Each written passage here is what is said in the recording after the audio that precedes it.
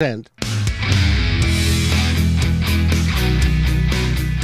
welcome to Positive Talk Radio, evolving ideas one at a time. Great guests, dynamic stories and interviews, plus new thoughts on a wide range of topics and concepts. I hope that you'll hang with me, Kevin McDonald, my friends, and of course, you. As together we work to understand why we are all here and what we can do to make our world a better place for all of us. To be happy, be kind, and live in peace together. Yep, that's Positive Talk Radio.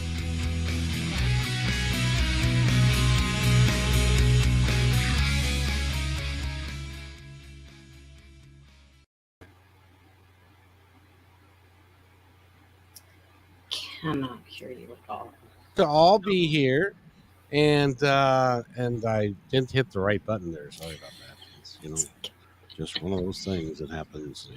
It's technology, and sometimes it doesn't work so well. But today we're here with Jennifer Etzwiler, right? Yes. I said it right. I'm amazed at myself. And you are a speaker, and you're an author. Boy, that must feel good to be able to have somebody say that. Yes, it does, actually.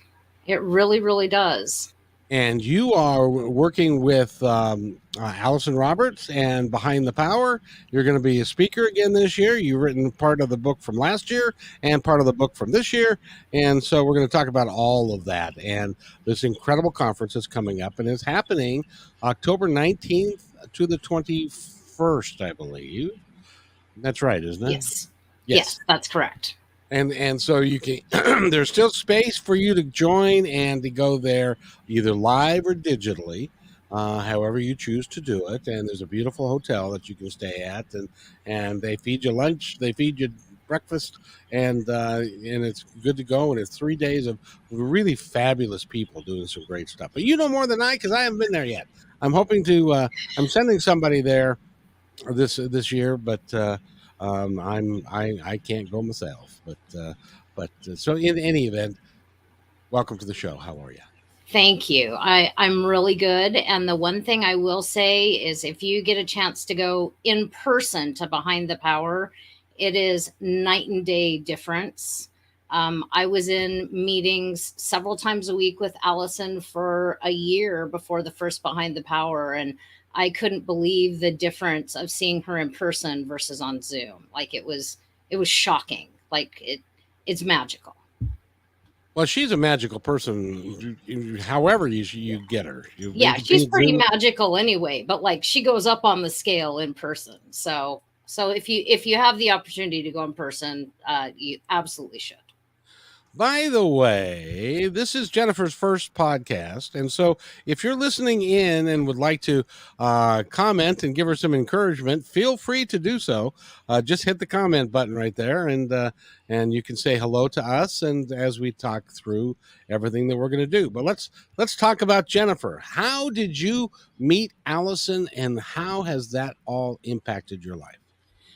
I met her through another class I was taking. She had partnered with that teacher to, see what they could do for each other's students. And I felt like it was a match and started taking her classes. And a couple months later, she asked me to do the book and the speech and all the things that go with promoting the book. And it was life-changing. I mean, her work is pretty life-changing anyway. It's a whole different way of thinking about how you think than I was certainly raised. But going through the whole process of the book and speaking on stage and all of that was absolutely life-changing. I mean, at the beginning of the process, I was literally laying in bed watching TV all day. And a year later, I was showered and dressed and had makeup on and was standing on stage in front of people as an introvert, talking and giving a speech. It was absolutely life-changing. That had to be a little scary, wasn't it? By the way, Christine says hello. Hi, Christine. It was a little bit scary, but Allison is an excellent cheerleader.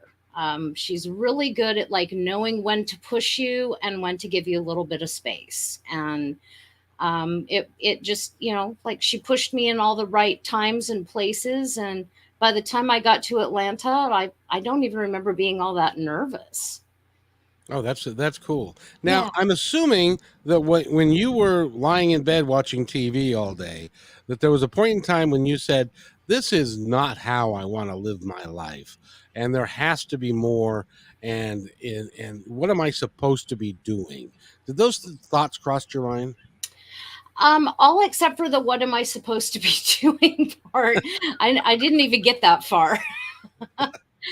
But yeah, a few years before I met Allison, I was literally crying myself to sleep more than once a day, and thinking horrible thoughts about what my life was going to be like. I had chronic pain issues, I had depression.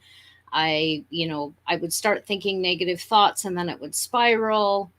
I'm an only child of an only child, so when my parents die, I'm going to be all alone, and like every horrible thought that I could have about what my life was going to be like when I was old was happening. And then one day my cat got sick, and of all the things, um, I ended up finding, because she got sick, finding a coach that started me on the road that got me down the road to meet Allison. And Awesome. By the way, Joyce says hello as well. hi, Joyce. Joyce is wonderful. So and the one thing that I love about your group and all the people that surround you is everyone is so supportive. It is really fun to watch. Yeah, it's amazing how supportive this group is. I didn't know anything like this existed before I joined this group. And in our day and age, with what's going on in the world today, I think it's more important than ever that we all get together and we understand each other, and we can communicate, and we can kind of form a group of people that really care for one another. Yeah, absolutely. And in this group, we're all doing very similar emotional work. Like, we may have different stories that we started off with, or we were raised in different types of households or towns or whatever, but we've all got similar emotional issues that we're working on in similar ways because of the way Allison teaches us to work on that stuff. And so we know when one of us is struggling, and we're really supportive. And I just want to point this out to anybody who's listening that's not part of the Allison Roberts group, and that is that everybody struggles. This life is hard. Everybody has got a background. At least I can't say everybody, because I haven't met the 8 billion people that are on the planet, but I can tell you that everybody that I have met, to a person, has had trauma in their background, has had PTSD of some form or another, has had these voices in their head that are not conducive to getting to where you want to go. That's how we all grow up. And so I really implore you, if you don't have a coach, get one. And my suggestion would be Allison Roberts, and go to AllisonRoberts.com, and you can find somebody that's just extraordinary, because we all need help, and from somebody from the outside. And I know that you agree with that. 100%. And when I first started getting help for my negative thought processes and everything, I hadn't met Allison yet, but there are fewer stigmas than there were when I was growing up, or when you were growing up, around mental health and seeking help. But I still had a lot of those thoughts of, what will people think of me, and what will people think when they find out I'm in therapy, for God's sake, and all those kinds of things. So the first help that I got was actually with a coach, and thank goodness she had the tools to take me on, because that didn't feel like it had the stigma. And it Exactly. was really helpful. See, when I was growing up, if you were in therapy, you was a crazy person. Yep. And So it wasn't quite that bad when I was growing up, but it was pretty close. well, you're a bit younger than me, I got to tell you, but because I'm a child of the '70s, and in the '70s, it was not something that you talked about. They hadn't even invented bipolar disease or any of that kind of stuff. You was just crazy Yeah. and stuff. So then that's why you end up going. And by the way, I have to ask Peggy Williams Scott, who's joining us. Hello, Jennifer. She says, first time to Positive Talk Radio. My question to you, Peggy, is where the hell you been? I know, and she's local too. I know her. Oh, very nice. Well, she can always go to positivetalkradio.net. I've got 200. We just passed 200 episodes today. Wow, congratulations. Well, thank you very much. And of course, I've got 450 on my independence report. So there's all kinds of ways that you can get in touch with Positive Talk Radio. And one of the best ways, she was just kidding. Oh, no, wait a minute. I missed one. She said she's in bed watching TV. Very, very smart. And then she's just kidding.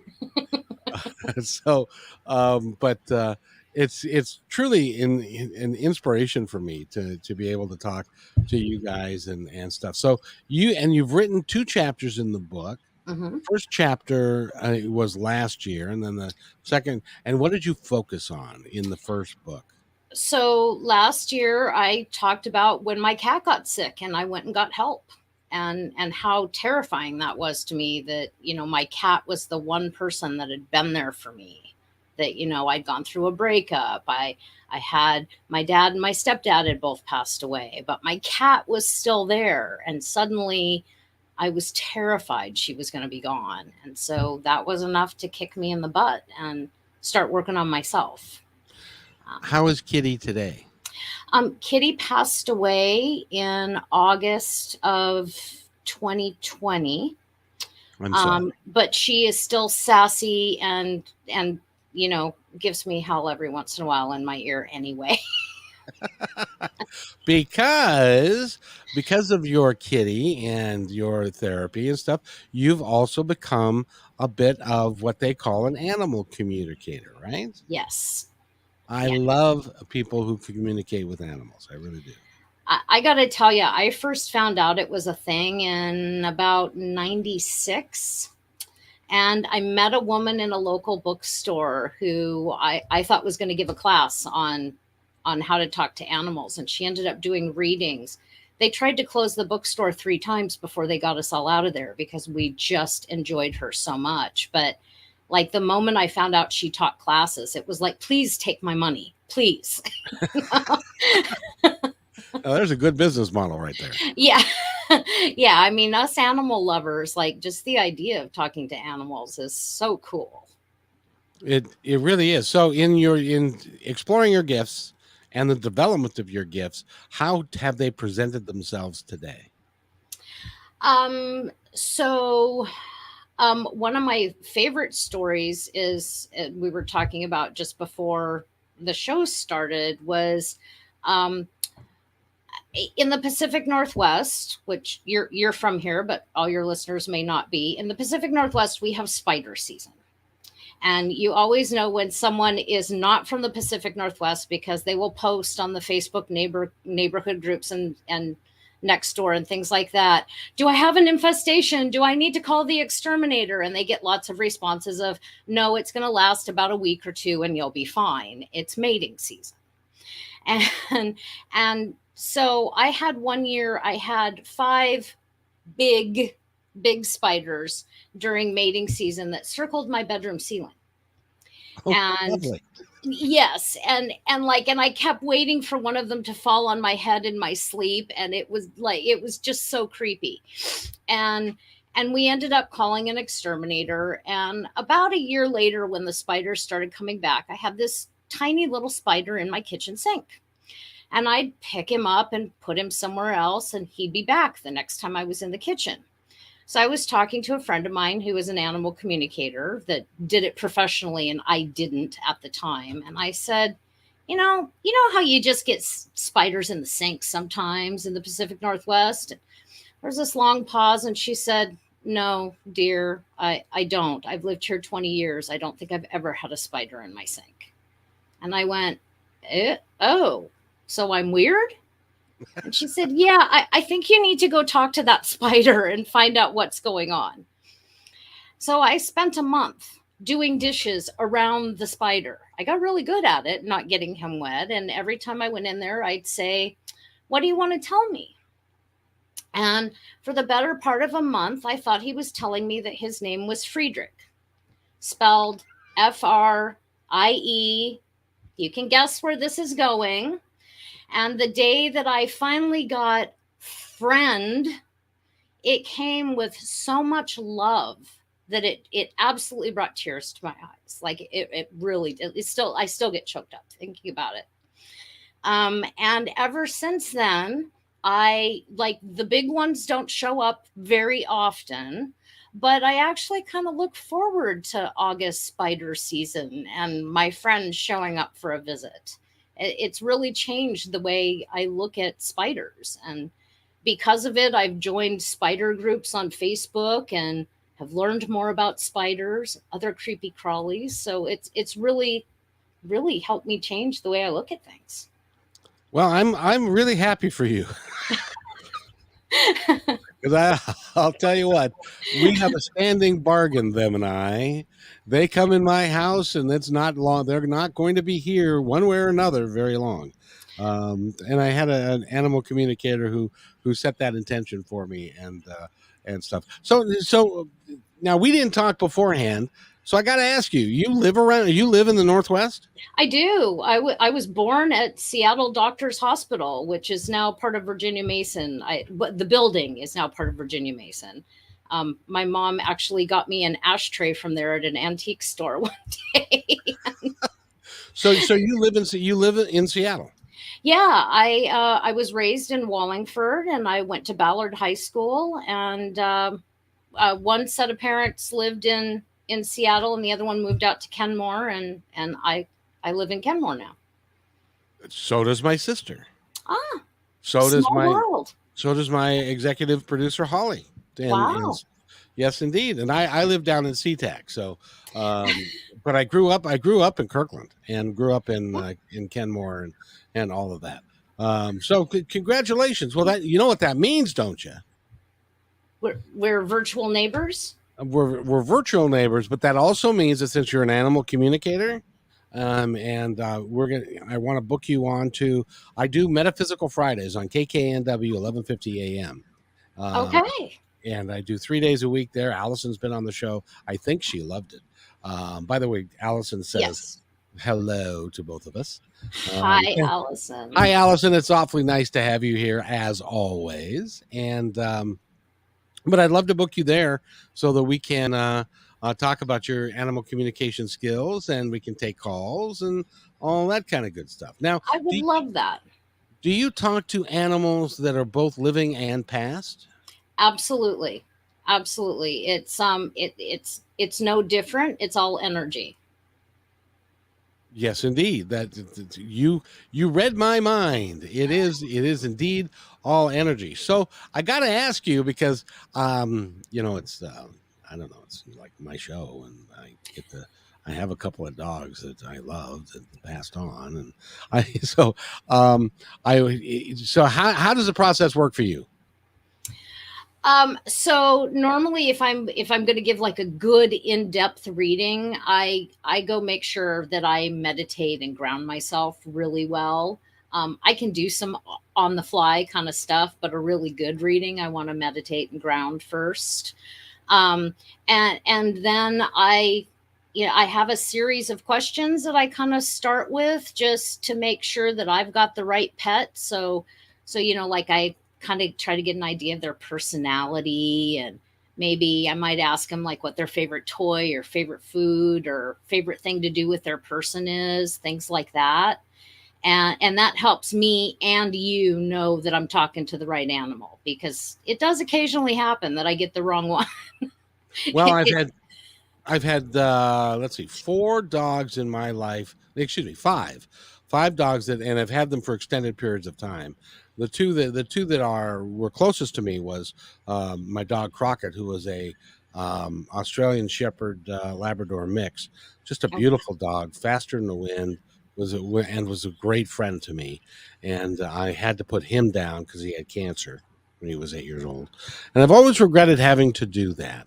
When you put, well, as you know, losing an animal is as bad as losing a family member. Oh yeah, absolutely. And I have yet to meet a pet guardian that doesn't have questions about did they do the right thing at the end of their pet's life, whether they helped them cross the rainbow bridge or whether they didn't. You know, when my Miss Kitty passed away, I was talking to her regularly about what she wanted, and I had a friend talking to her just in case I wasn't reading it right because I was too emotionally involved in the whole thing, Right. and I knew what she wanted. I still beat myself up after she died. Did I do the right thing? You know, and should I have helped her cross the rainbow bridge? Was it the right thing to let her go naturally? And so I've never met anyone that doesn't have some question about did they do the right thing. And Well, Allison's right, and Allison chimes in. Sometimes losing an animal is worse. Well, yes, you know, absolutely. my story is I lost my dad. He'd had a stroke and was in ICU for a period of time, and I lost him on December 30th. And then 2 months later, and he loved Crockett as well. So 2 months later, on Valentine's Day, I found out that he had a tumor, and I had to put him down. And I was much more upset losing Crockett than I was losing my dad, because I know I'm going to see my dad again. I wasn't sure at that time. I'm more sure now, but I wasn't sure at that time whether or not I was going to be able to see Crockett again. But I've been told on numerous occasions that he is actually with my dad on the other side, waiting for me to show up. Yeah, and they both come and check in on you periodically. Oh, sure. Oh, sure. Well, and see, my dad died then, and my brother died a year ago, October, and my mother, she just had her year anniversary death in July. So I got lots of folks that are over there now and stuff. So do you do mediumship for people as well? I have not done it professionally. I've talked to several of my family members. My dad visited me after he passed away, and both he and his dad, who I was not close with in life, they come and check in on me a lot. Actually, I often tell people I have a better relationship with my dad now than I did when he was alive because we talk more often. I've heard that a ton. Yeah. There are people that have your gift, and to an extent, we all have that gift. It's a matter of exercising the muscle, understanding what the muscle is, and being able to appreciate it and trust that the information that you're getting through is accurate. Yep. Yeah. It's all about practice. It's Yeah. I actually had one of the drafts of my speech that I was working on for Behind the Power. I had a whole section in there on can anybody do this, and I ended up pivoting what the speech was about, so it's not in there anymore. But I honestly believe anyone can do this. Are you going to be an Olympic level psychic? Maybe if you put in the amount of practice an Olympic athlete does, and you have some of that God-given talent, and you have great coaches and all that kind of stuff. If you don't put in all the practice, you might not win the gold, but you're still going to have some talent. Exactly. By the way, I don't want you to get an inflated ego or a big head with what I'm about to post, but Allison says Jennifer is wicked talented. That's that's pretty high praise coming from Allison, who, by the way, is also intuitive and is pretty wicked talented herself. Yeah, that's some crazy high praise from Allison. I appreciate it, Allison. Thank you so much. So this gift that you've had, Allison helped you, I'm sensing, go from being in bed so much and thinking your life was a mess and it was over and nothing was going right, to where you can actually stand on stage and give a talk, two talks. You've written in two different books. It's amazing to me the transformation that you've made. How did you do it? Well, it started before I met Allison, and I will honestly say that that I'm one of those people that says, thank God the pandemic happened. I wish all the people hadn't died, but it changed the way we interact. Like, everybody's on Zoom now. So suddenly I found out that I could take classes on Zoom. I didn't know that before. I could interact with people at church or at the senior center or in my hobby on Zoom. I didn't know I could do that before. So I started making small commitments to, like, be in a meeting once a week or once a month or something like that. And then I started taking classes that was a little bit more commitment. I kind of built that muscle to getting up and getting dressed and turning off the TV and being in the meeting on time and all that kind of stuff. So I was primed by the time I met Allison to be able to go to her classes twice a week and really take in the information that she was giving us. And that helped push me over the top. But honestly, I'm so glad the pandemic happened for me. It changed my life. It made it possible. Yeah, it made it absolutely possible. With the rise of technology. See, I did a show called Positive Talk Radio. Maybe you've heard of it.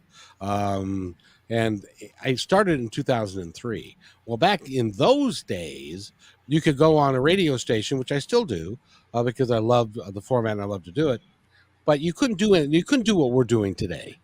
Right. We could not. I've had Allison on a bunch of times. I've had a gentleman from Finland, a singer from Sweden, and we can do this live without having to travel all over the place. And it's just like we're together, like we're in the same room. Yeah, I remember my stepdad being interviewed for the radio once when I was a kid. And I remember, like, everybody in the house had to be silent because he was on the phone calling into the radio, and we all had to be quiet and like the loudest breath, and somebody was shushing us. And yeah, and now it's, like, I had 3 microphones to choose from today to set up this meeting, and it's affordable and it's not hard to get. And yeah, and we get to see each other and connect in a different way. I know the first Zoom meeting that I went to, I was shocked at how close I felt to 50 people. Yes. I was absolutely shocked by that. Well, and in this day and age with the COVID that still is lingering out there someplace and stuff, it really is important that we take care of ourselves, take care of our health. Even Joe Biden got COVID today. Yeah, I saw that. And I know the other thing that it has allowed is for example, I volunteer at a church, and previously some of the seniors, when they'd have a fall or breaks, or even the not seniors, anyone who fell and broke something or got sick or whatever, just missed church until they got better.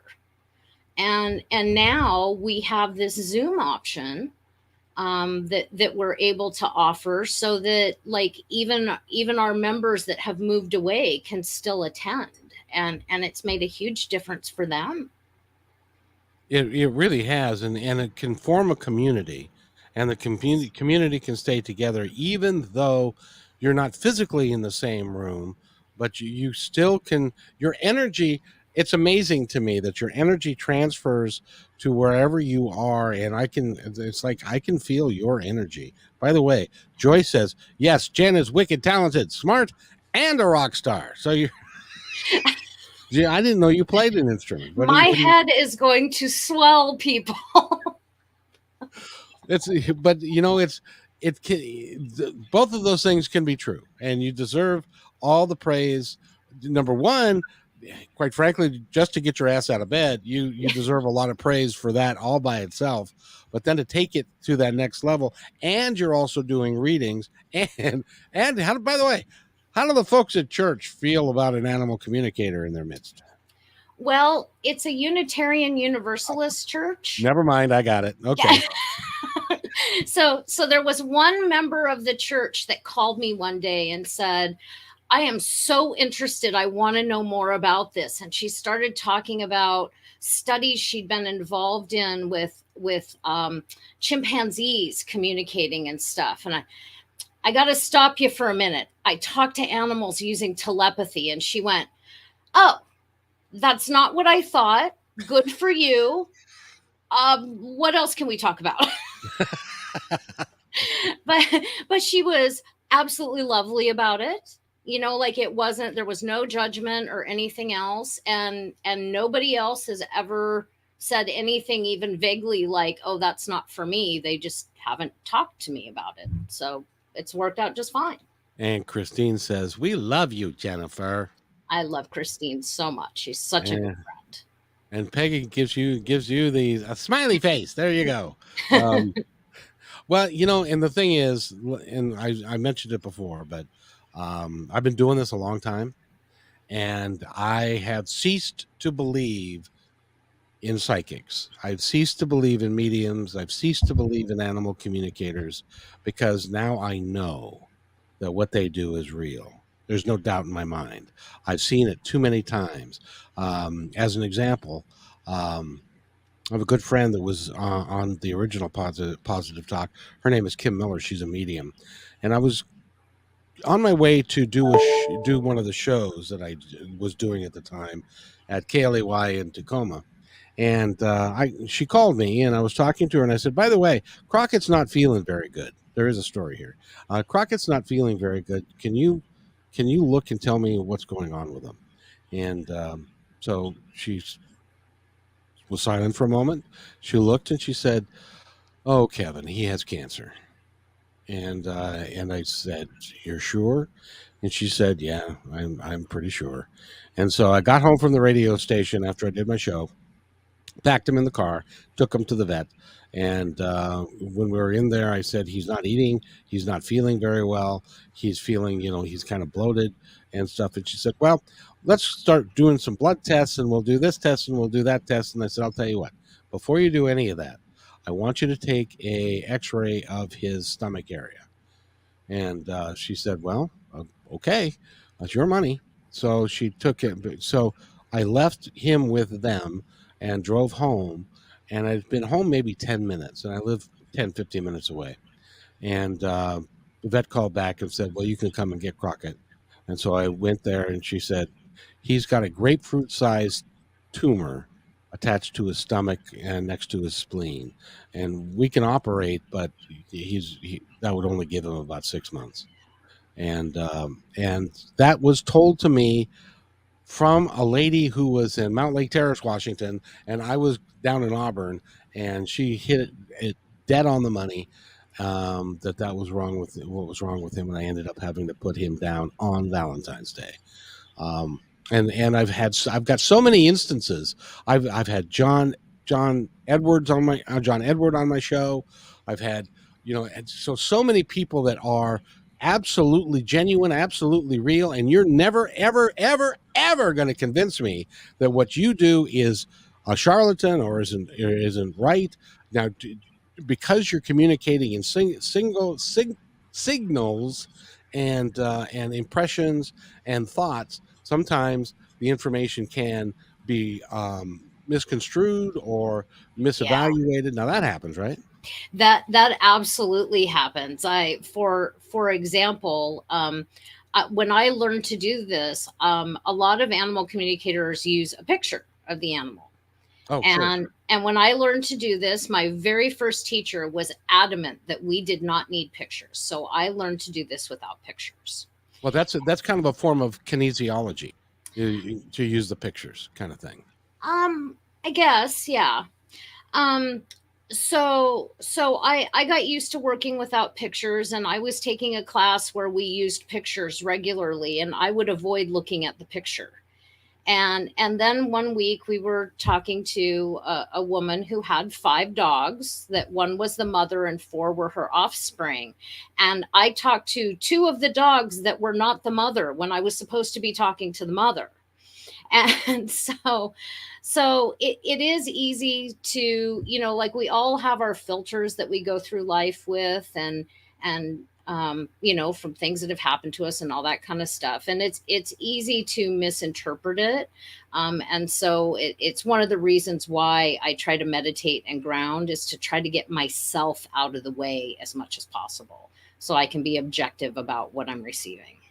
Well, and Peggy says that in her own limited experience in knowing Jennifer, I must say that her gift of intuition is nurtured and supported by her deep empathy and non-judgmental presence. You're not going to be able to get your head through the door. I know. My goodness gracious. I will say that Peggy let me cat sit for her cat, and I'm the only one that has ever cat sat for her cat. And her cat is the only cat I have ever cat sat for. So say that 3 times real fast. I know. So I have a bond with her and her cat for sure. Yeah, well, that's awesome. And I'm sure the cat and you had a nice conversation every now and again. We did. It took us a couple of days because, she'd never had a cat sitter before, and there was a stranger in her house, and her mom was gone and her dad was gone, and there was a stranger in her house, for God's sake. So it took us a couple of days, but we got there. And Peggy says, but you sat for the cat, but you didn't sit on the cat. So that's good. I'm pretty sure the cat sat on me at one point, but no, I did not sit on the cat.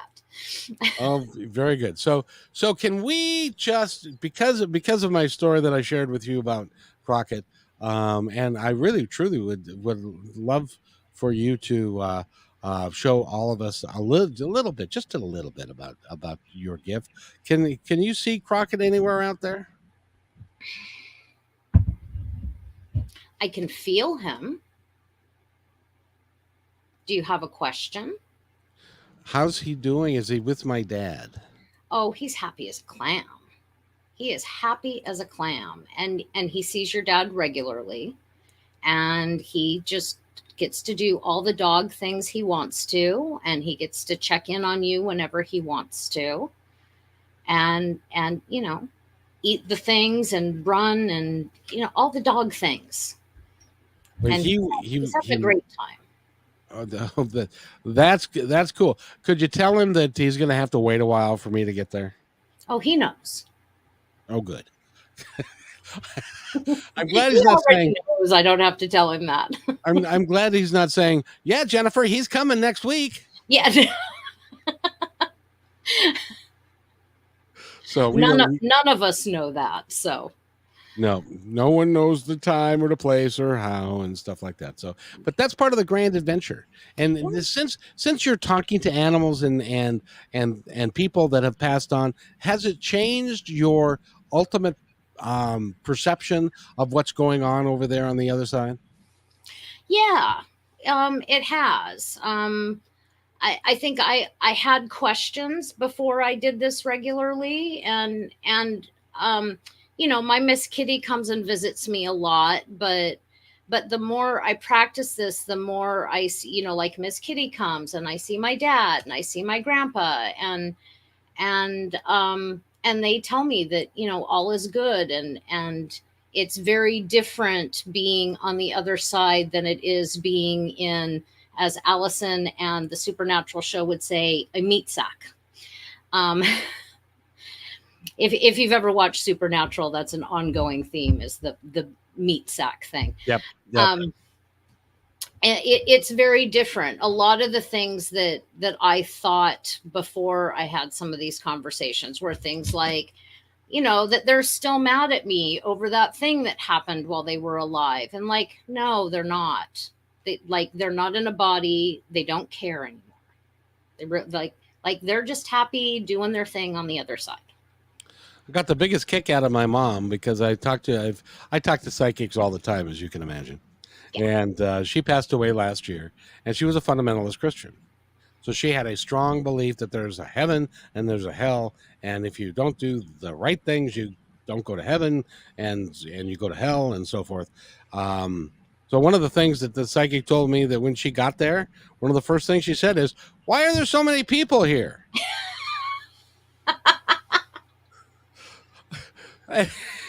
And then she saw my dad and was like, "What the hell is he doing here?" So it, it was a very wide or eye-opening experience for her. And that's why I think if you have a certain attitude now, do I miss my mom? Do I miss my brother? Yes. Will I see them again? I know I will. So I'm not worried about it, and so therefore I don't need to grieve over them because it's like they're on vacation. Well, and it's not like you don't miss them. I mean, you still miss their physical body, and I'd give my right arm to hug my dad again. But I also talk to him more than I did when he was alive. So, it's a trade-off. And I do know I'm going to see him. He came to me right after he died, and in a dream, and said, "The next time we see each other, everything will be better." And I 100% believe that. I do too. I know that for a fact. Yeah. And if anybody would really like to find out, let me go back farther in the midst of time. When I decided to embark upon this journey, and the first couple things I said is, this can't be all there is. There has to be more. And why am I really here? What am I here to do? When am I here to contribute? And I had a friend, still have a friend. I have lots of friends, but this particular gentleman said, "I want you to go to a metaphysical bookstore, and I want you to look for the first book that speaks to you and buy that book and read it." The book that spoke to me when I walked into the thing, and it was a brand new release at the time. This was like in 2000. Was a book called Journey of Souls by Dr. Michael Newton. And it is about life between lives, what we do over there. And he takes people into really deep hypnosis, and he talks about the death experience and what happens with us over on the other side, and how it all works. He's done over 25,000 readings, putting that many people into hypnosis, and they all come back with virtually the same thing. So if you're ever curious and want a really good book on the subject, go to get Journey of Souls. Sorry, that's just my. No, I that sounds fascinating. I will add it to my list of my stack of books to read. Well, I imagine you're busy. You don't have a great deal of time anymore since you're an author. You're a speaker. You're doing all kinds of stuff. And you're an animal communicator. You must be really busy. I am fairly busy. I'm in classes with Allison 4 days a week because I'm also in her practitioner program, and then readings and volunteering for the church. That's several hours a week, and then just life in general. And I do still have some chronic pain issues, so I have regular doctor's appointments, all that kind of stuff. It's things that come with an aging body. I know. Doesn't it suck? It really does. They tried to warn us, and we didn't listen when we were young. No. When I was young, I could do anything. Now I can't do anything. Yeah, that's about what it adds up to for me too. So I want to ask you about this class that you're with 4 days a week with Allison. Mm-hmm. Describe it for us. What is it? So we have a regular. If you're in her coaching program, there is a regular class on Thursday evenings, and then a bonus class on Monday. Well, it's morning our time. It's lunchtime on the East Coast. And then for the book and the event, we meet once a week. And then I'm also in her practitioner program, so that's once a week. And I actually have on the 5th day, we have a small group meeting, we call them small groups, where, 8 or 10 of us get together and set goals and hold each other accountable and just support each other in general. So I guess I'm 5 days a week in something of Allison's. And on the 6th day, you read. On the 6th day, I'm often volunteering at church. So. Well, see, that is your story is, and I hope you bring it out in the talk that you're going to have, because your story is remarkable. That you went from lying in bed watching TV, to now, you probably, when was the last time you turned your TV on? You probably don't have a lot of time for that anymore. To be honest, I still old habits die hard. It's still on in the background most of the time from back when I had a lot of anxiety and I needed the voices to keep me company and quiet the ones in my brain. But I mute it a whole lot more than I ever have. I mean, it's muted more than than the volume's on these days. But I'm used to having it on. So I'll be honest here. It's not like we get fixed overnight. We're a work in progress. And that progress is going to continue all the way until the last day that you're on the planet. Absolutely. I am committed to this work at this point. Well, and through Allison, through your association with her, and now through your association with me, you're going to be able to touch people in a way that you will not even know how you're touching them, but you're going to touch them in a positive way. Yeah, that's true. I did get to meet someone who was really touched by my chapter last year, and it was as life-changing for me as it was for her. You bet. She was a young woman that read the chapter and told her mom that it was the first time she'd ever heard anyone speak what was in her mind. And it really, it's still, you can tell it's still, I get choked up thinking about it.